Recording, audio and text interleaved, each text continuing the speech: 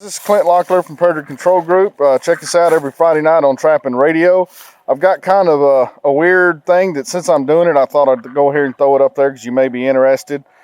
What you're seeing in this bucket is something I do on a portion of my beaver sacks. Now, the reason I do this is because if you're really slamming a bunch of beaver, and if you've ever really relied on, sorry about the ducks, but if you've ever relied on a freezer and it goes bad, especially in the lure business, I get a little nervous putting everything in the freezer because I've got to have product. So what I do is I take a container like this, you can see that's where it came from, and I layer a thing of salt and then a thing of beaver oil sacks and salt and beaver oil sacks and salt until I get it up about right here. And then the beaver sacks you're looking at, this particular batch, according to the lid, is 9 years old.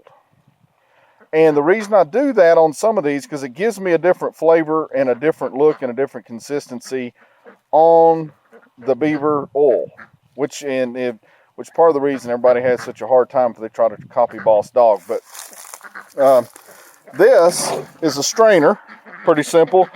Any type of restaurant supply, you can get these. They're not that expensive. Just a big sieve is all it is. And I will put the salted beaver oil sacks into here, and I'll rinse them off really good. And then I'll put them back in the bucket. And then I will go milk the beavers, what me and Travis calls it. And we'll get the oil out of here, but it's very different than you get off of a fresh beaver sack. So that's the reason I'm doing this. But let's say that you're beaver trapping and you don't have freezer space or anything like that, you can do your oil sacks this way, and it's kind of a neat stacking of function. Salted beaver oil sacks have a different flavor and odor than fresh. And since these are 9 years old, they definitely smell very different. And then I will take these, and they're going to be coated, even after I rinse these off, the oil sack outside body is going to have salt all over it.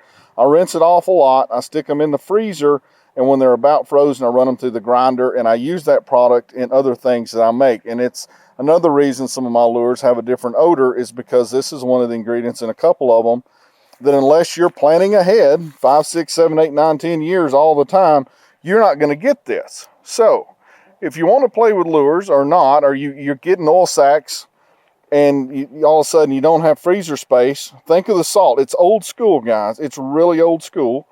But it is one of those things that works as good today as it did when they used to bring all the cod in to America and England and all that, really back in the day, centuries ago.